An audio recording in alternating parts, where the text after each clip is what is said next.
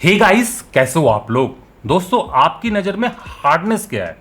किसी चीज़ को आप कब हार्ड बोलते हो, कब कहते हो कि ये चीज़ काफ़ी टफ है? जब तोड़ने पर वो आसानी से ना टूटे, गिरने पर भी वो चीज़ ना टूटे, तो हमारी नज़र में वो चीज़ हार्ड होगी। अब आते हैं ग्लास पर। नो डाउट ग्लास काफ़ी हार्ड होता है। ऑन मोस्ट स्केल ये डायमंड, सिलिकॉन कार्बाइड और आई थिंक ये टंगस्टन के बाद सबसे हार्ड मटेरियल है, और ये ज़्यादा हार्ड होता है एज कंपेयर टू मेटल। आप ग्लास को मेटल से कभी भी स्क्रैच नहीं कर पाओगे, जबकि मेटल को आप किसी भी ग्लास से स्क्रैच कर सकते हो। तो ग्लास ज़्यादा हार्ड होता है as compare to metal. But जब ग्लास नीचे गिरता है ये आसानी से ब्रेक हो जाता है, जबकि मेटल नहीं। तो ऐसा क्यों? क्या है ये टेम्पर्ड ग्लास, और क्यों स्क्रैच करने के बाद ग्लास आसानी से उस जगह से मोड़ने पर टूट जाता है?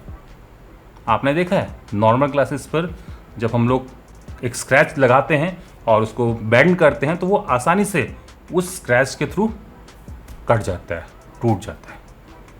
और क्या दोस्तों, उसका मतलब ये हो गया कि अगर हमारे मोबाइल फ़ोन के ग्लास के ऊपर कोई स्क्रैच होता है और इन फ्यूचर मोबाइल फ़ोन गिरता है या फिर बेंड होता है तो उसका ग्लास कट जाएगा, चटक जाएगा, टूट जाएगा।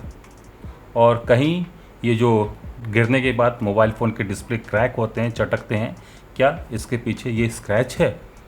चलिए आज हम लोग इसी पर डिस्कस करते हैं। सबसे पहले आप लोग ये जान लीजिए, जो मोबाइल फ़ोन में ग्लास इस्तेमाल होता है और जो आपके घरों में ग्लास इस्तेमाल हो रहा है, इनमें डिफरेंस है। मोबाइल फ़ोन का ग्लास थोड़ा सा हार्ड है एज़ कम्पेयर टू जो आपके घरों में खिड़कियों में ग्लास इस्तेमाल हो रहा है। हालांकि जो पीछे का मटेरियल है दोनों में ही सेम है, बस होता ये कि नॉर्मल ग्लास को थोड़ा बहुत हम लोग टफन बनाते हैं सो डैट कि ये आसानी से गिरने पर ना टूटे। क्यों? क्योंकि दोस्तों मोबाइल फ़ोन को हमें अपने साथ कैरी करना होता है और कई बार दिन में दोस्तों ये हमारे हाथों से फिसल जाता है या फिर गिर जाता है, जबकि खिड़कियों पर जो ग्लास है वो अपनी जगह पर बना रहता है। तो जो मोबाइल फ़ोन में हम लोग ग्लास इस्तेमाल करते हैं उनको हम लोग टफ बनाते हैं, हार्ड बनाते हैं। कैसे बनाते हैं? दो प्रोसेस है, थर्मल टेम्परिंग और केमिकल। थर्मल टेम्परिंग में दोस्तों जैसे कि स्टील को, आयरन को, लोहे को हम लोग टेम्पर्ड करते हैं, गर्म करके उसको अचानक से ठंडा कर देते हैं। वैसे दोस्तों हम लोग ग्लास को भी करते हैं। इससे होता यह है कि जो आउटर लेयर है, बाहर वाली जो लेयर है जो कि पहले ठंडी हो जाती है, इसमें कंप्रेसिव स्ट्रेस आ जाता है और अंदर वाली लेयर में टेंशन, और इसकी वजह से जो बॉन्डिंग होती है वो काफ़ी टफ हो जाती है। ऐसे दोस्तों केमिकल प्रोसेस भी है जिसमें हम लोग बाहर आउटर लेयर में जो सोडियम है, ग्लास का एक कंपोनेंट है, उसको हटा के पोटेशियम से रिप्लेस कर देते हैं आयन एक्सचेंज मेथड से। जनरली ग्लास को बनाने के बाद जो हमें उसमें ड्रिल करना है, जितनी शेप हमें बनानी है उस टाइप से हमने बना लिया, क्योंकि बाद में टफ करने के बाद में दोस्तों हम लोग ना ही ग्लास को काट पाएंगे ना ही उसमें कोई ड्रिल कर पाएंगे। तो जो करना है पहले कर लिया, और उसके बाद उसको पोटेशियम नाइट्रेट में या फिर पोटेशियम के किसी सॉल्ट में डाल दिया ताकि बाहर का जो सोडियम है वो एक्सचेंज हो जाए विथ पोटेशियम। अब पोटेशियम साइज़ में बड़ा होता है सोडियम से, तो बाहर के जो लेयर है वो कंप्रेसिव स्ट्रेस में चले जाएगी, और जो अंदर की लेयर है वो अभी भी सोडियम की बनी हुई है, मतलब कि वहाँ पर टेंशन बनी रहेगी। तो इस तरीके से जो ग्लास प्रिपेयर होता है वो ज़्यादा टफ होता है as compare to the thermal tampering. Generally जो गोरिल्ला ग्लासेस बनाए जाते हैं वो इसी टाइप से बनते हैं, जिसमें केमिकल रूट से ग्लास को टफ किया जाता है by replacing sodium ion with potassium. दोस्तों यहाँ पर ग्लास की दो इंपॉर्टेंट प्रॉपर्टीज़ होती हैं। एक तो हार्डनेस, जिसके बारे में ऑलरेडी मैं आप लोगों को बता चुका हूँ, आप मेटल से ग्लास को स्क्रैच नहीं कर सकते हो। और दूसरी प्रॉपर्टी है फ्लेक्सिबिलिटी, प्लास्टिसिटी। इस मामले में ग्लास पुअर है, और यही कारण है कि नॉर्मल ग्लास को आप जब गिराते हो ये टूट जाता है, जबकि मेटल के केस में क्योंकि ये मैलेबल होते हैं, डक्टाइल होते हैं, तो गिरने पर नहीं टूटते हैं। ठीक है। अब टेम्परिंग प्रोसेस में हम लोग दोस्तों ग्लास को हार्ड तो बना ही रहे हैं, टफ तो बना ही रहे हैं, साथ में इसको फ्लेक्सिबल भी बना रहे हैं, जिससे ये गिरने पर, इम्पैक्ट करने पर आसानी से ना टूटे। अब यहाँ पर एक कैच है, अगर आप किसी ग्लास को हार्ड बनाते हो तो उसकी जो फ्लेक्सिबिलिटी है वो कॉम्प्रोमाइज़ होती है। और ऐसे दोस्तों अगर आप किसी ग्लास को फ्लेक्सिबल बनाने की कोशिश करोगे, मतलब कि गिरने पर वो ना टूटे, प्लास्टिसिटी उसमें अगर आप ज़्यादा इंट्रोड्यूस करोगे तो वो स्क्रैचेबल हो जाएगा, फिर उसकी हार्डनेस चली जाएगी। तो जो टेम्परिंग हम लोग करते हैं उससे हम लोग दोनों के बीच में ऑप्टिमाइजेशन करते हैं, ताकि जो उसकी हार्डनेस है वो भी बनी रहे और साथ में वो फ्लेक्सिबल भी बन जाए। तो कैसे करते हैं मैंने प्रोसेस बता दिया।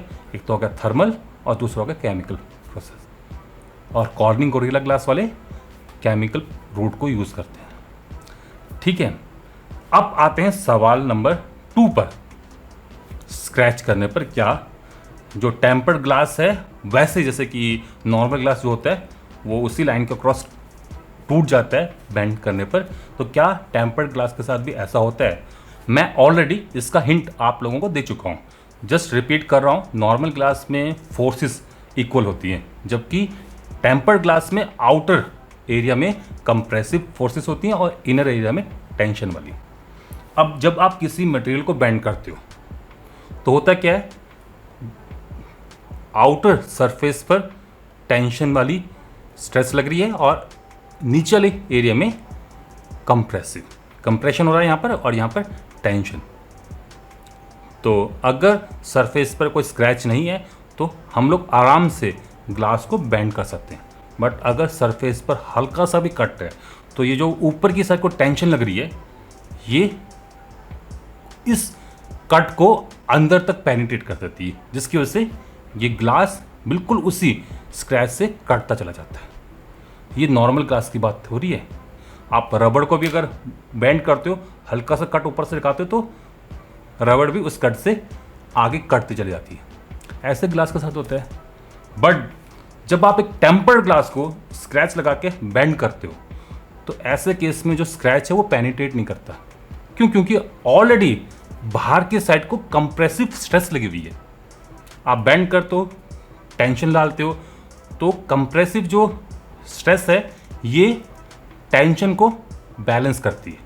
अनटिल अनलेस अगर टेंसाइल स्ट्रेस ज़्यादा हो जाए as compare to the compressive stress, तो डेफिनेटली स्क्रैच के लॉन्ग ये कट जाएगा या फिर टूट जाएगा।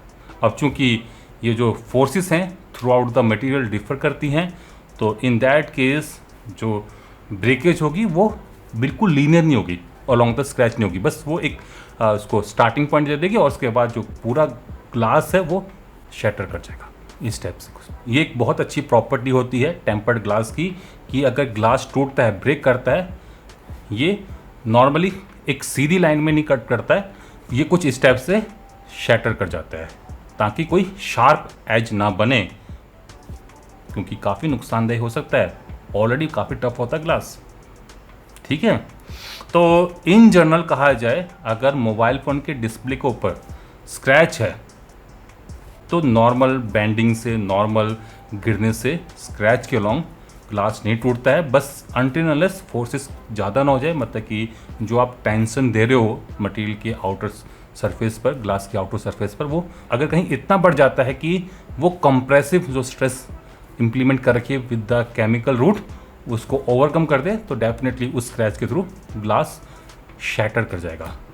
तो आई थिंक दैट कि आप लोगों को अब समझ में आ गया होगा कि क्या है ये टेम्पर्ड ग्लास और क्यों ये इतने टफ होते हैं और क्यों ग्लास गिरने के बाद टूट जाता है। अगर आपका कोई सवाल हो, कोई क्वेश्चन हो, आप मुझे नीचे कमेंट्स के माध्यम से पूछ सकते हो। तो फिलहाल आज के लिए बस इतना ही। आशा करता हूँ कि आप सभी लोग मेरी इस वीडियो से कुछ ना कुछ सीखे होंगे। अगर सीखे हो, लाइक कर देना, शेयर कर देना, और अभी तक अगर आप लोगों ने मेरे चैनल को सब्सक्राइब नहीं कर रखा है तो जाने से पहले सब्सक्राइब भी कर लेना। नमस्कार, बाय बाय।